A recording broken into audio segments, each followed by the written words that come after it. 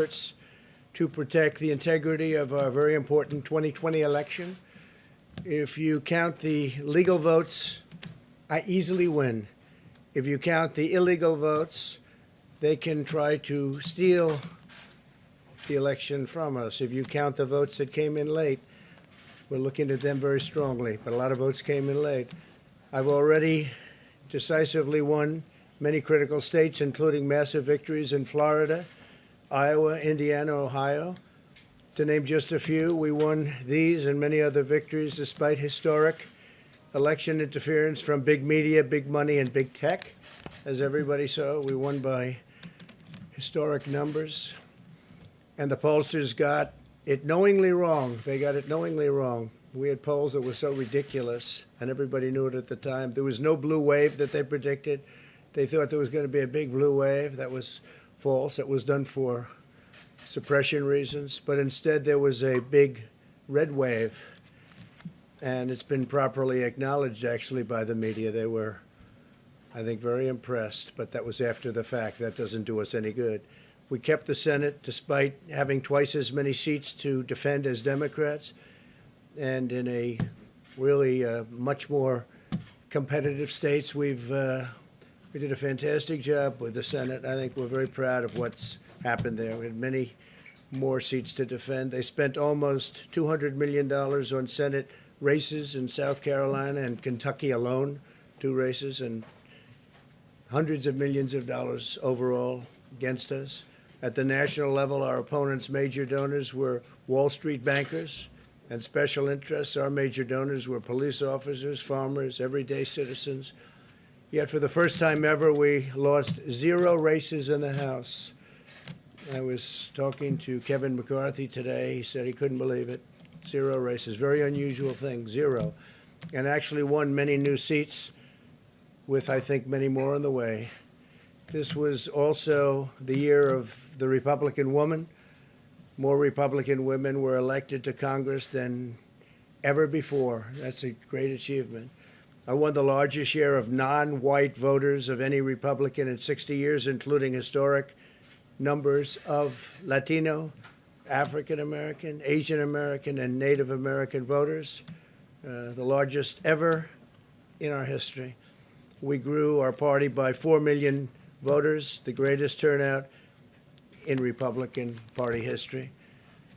Democrats are the party of the big donors, the big media, the big tech, it seems, and Republicans have become the party of the American worker, and that's what's happened.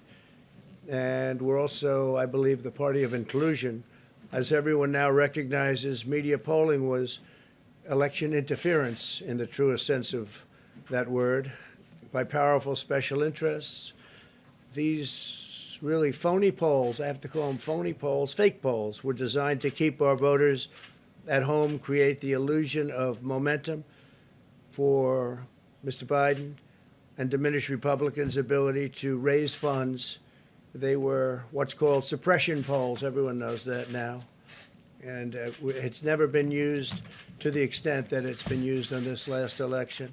To highlight just a few examples, the day before election, Quinnipiac, which was wrong on every occasion that I know of, had Joe Biden up by 5 points in Florida, and they were off by 8.4 points, and I won Florida easily. So they had me losing Florida by a lot, and I ended up winning Florida by a lot. Other than that, they were very accurate.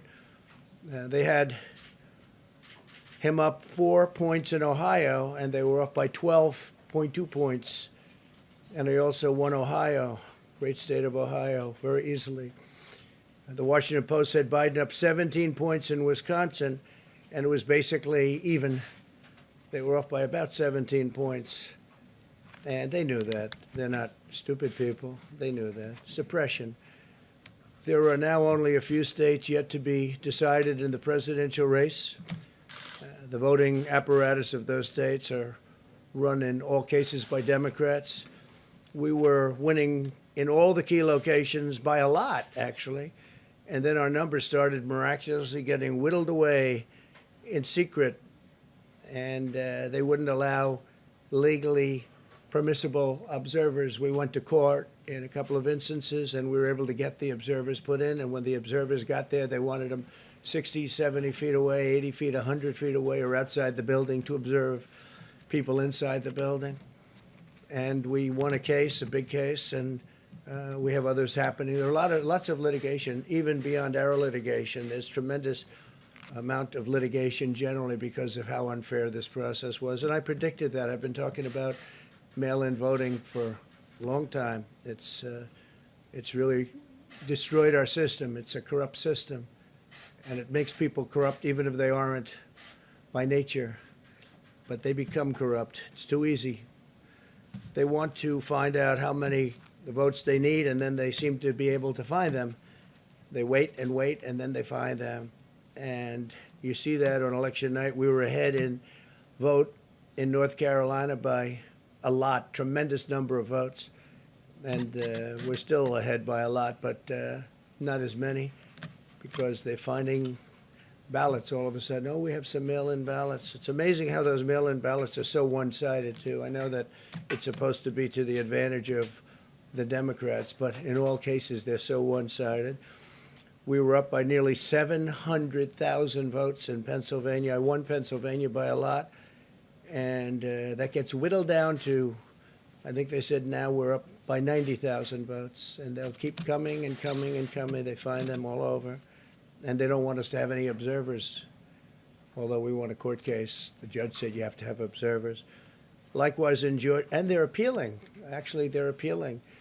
We won a case that we want people to watch, and we want observers, and they're actually appealing, which is sort of interesting. I wonder why they'd appeal, that all we want to do is have people watch as they do the vote tabulations.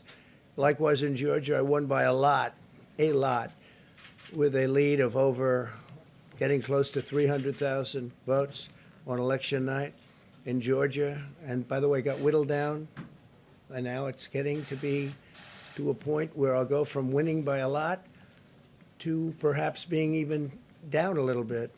In Georgia, a pipe burst in a faraway location, totally unrelated to the location of what was happening, and they stopped counting for 4 hours, and a lot of things happened. The election apparatus in Georgia is run by Democrats. We also had margins of 300,000. In Michigan, we're way up in Michigan, won the state. And in Wisconsin, we did likewise fantastically well. And that got whittled down. In every case, they got whittled down. Today, we're on track to win Arizona. We only need to carry, I guess, 55% of the remaining vote, 55% margins. And that's a margin that we've significantly exceeded. So we'll see what happens with that. But we're on track to do okay in Arizona. Our goal is to defend the integrity of the election. We'll not allow the corruption to steal such an important election, or any election for that matter.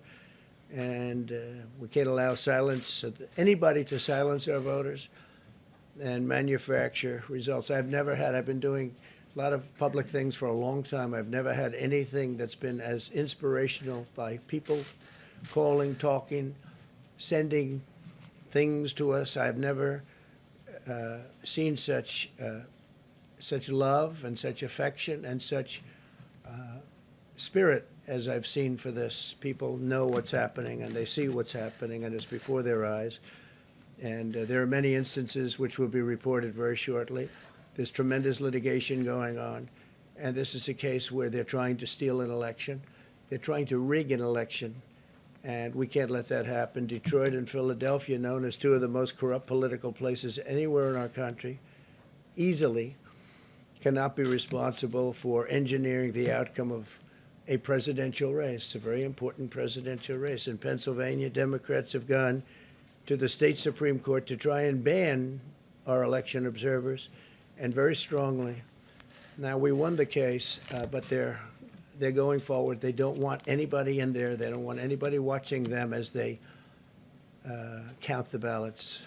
And I can't imagine why. There's absolutely no legitimate reason why they would not want to have people watching this process, because if it's straight, They should be proud of it. Instead, they're trying, obviously, to commit fraud. There's no question about that. In Philadelphia, observers have been kept far away, very far away, so far that people are using binoculars to try and see, and there's been tremendous problems caused. They put paper on all of the windows so you can't see in, and the people that are banned are very unhappy and become somewhat violent. The 11th Circuit ruled that in Georgia the votes have been in by Election Day, that they should be in by Election Day, and they weren't. Votes are coming in after Election Day. And they had a ruling already that you have to have the votes in by Election Day. To the best of my knowledge, votes should be in by Election Day. And they didn't do that. Democrat officials never believed they could win this election honestly. I really believe that. That's why they did the mail-in ballots, where there's tremendous corruption and fraud going on. That's why they mailed out tens of millions of unsolicited ballots without any verification measures whatsoever. And I've told everybody that these things would happen because I've seen it happen. I watched a lot of different elections before they decided to go with this big, massive election with tens of millions of ballots going out to everybody, in many cases totally unsolicited. This was unprecedented in American history. This was by design, despite years of claiming to care about the election security. They refused to include any requirement to verify signatures, identities, or even determine whether they're eligible or ineligible to vote. People are walking in there. They have no idea. They're just taking numbers. They're writing down things, the workers, and doing a lot of bad things. And we have a lot of information coming and litigation that you'll see that will shake even you people up. And you've seen it all. The officials overseeing the counting in Pennsylvania and other key states are all part of a corrupt Democrat machine that you've written about, and for a long time you've been writing about the corrupt Democrat machine. I went to school there, and I know a lot about it. It hasn't changed. It's a long time ago, and hasn't changed. It's gotten worse. In Pennsylvania, partisan Democrats have allowed ballots in the state to be received 3 days after the election, and we think much more than that. And they're counting those without even postmarks or any identification whatsoever. So you don't have postmarks, you don't have identification. There have been a number of disturbing irregularities across the nation. Our campaign has been denied access to observe any counting in Detroit. Detroit is another place, and I wouldn't say it has the best reputation for election integrity. Poll workers in Michigan were duplicating ballots, but when our observers attempted to challenge the activity, those poll workers jumped in front of the volunteers to block their view so that they couldn't see what they were doing. And it became a little bit dangerous. One major hub for counting ballots in Detroit covered up the windows again with large pieces of cardboard, and so they wanted to protect and block the counting area. They didn't want anybody seeing the counting, even though these were observers who were legal observers that were supposed to be there. In Detroit, there were hours of unexplained delay in delivering many of the votes for counting. The final batch did not arrive until 4 in the morning, and even though the polls closed at 8 o'clock, so they brought it in, and the batches came in, and nobody knew where they came from. We've also been denied access to observe in critical places in Georgia. In multiple swing states, counting was halted for hours and hours on election night, with results withheld from major Democrat-run locations only to appear later. And they suddenly appeared, and they all had the name Biden on them, or just about all. I think almost all. They all had the name Biden on them, which is a little strange. I challenge Joe and every Democrat to clarify that they only want legal votes, because they talk about votes, and I think they should use the word legal votes. We want every legal vote counted, and I want every legal vote counted. We want openness and transparency, no secret count rooms, no mystery ballots, no illegal votes being cast after Election Day. You have Election Day, and the laws are very strong on that. You have an Election Day, and they don't want votes cast after Election Day, and they want the process to be an honest one. It's so important. We want an honest election, and we want an honest count, and we want honest people working back there because it's a very important job. So that's the way this country is going to win. That's the way the United States will win. And we think we will win the election very easily. We think there's going to be a lot of litigation because we have so much evidence, so much proof, and it's going to end up perhaps at the highest court in the land. We'll see. But we think there'll be a lot of litigation because we can't have an election stolen like this. And I tell you, I have been talking about this for many months with all of you, and I've said very strongly that mail-in ballots are going to end up being a disaster. Small elections were a disaster. Small, very easy-to-handle elections were disastrous. This is a large-scale version, and it's getting worse and worse every day. We're hearing stories that are horror stories, absolute horror stories, and we can't let that happen to the United States of America. It's not a question of who wins, Republican, Democrat, Joe, myself. We can't let that happen to our country. We can't be disgraced by having something like this happen. So it will be hopefully cleared up, maybe soon, I hope soon, but it'll probably go through a process, a legal process. And as you know, I've claimed certain states, and he's claiming states, and we can both claim the states, but ultimately I have a feeling judges are going to have to rule. But there's been a lot of shenanigans, and we can't stand for that in our country. Thank you very much.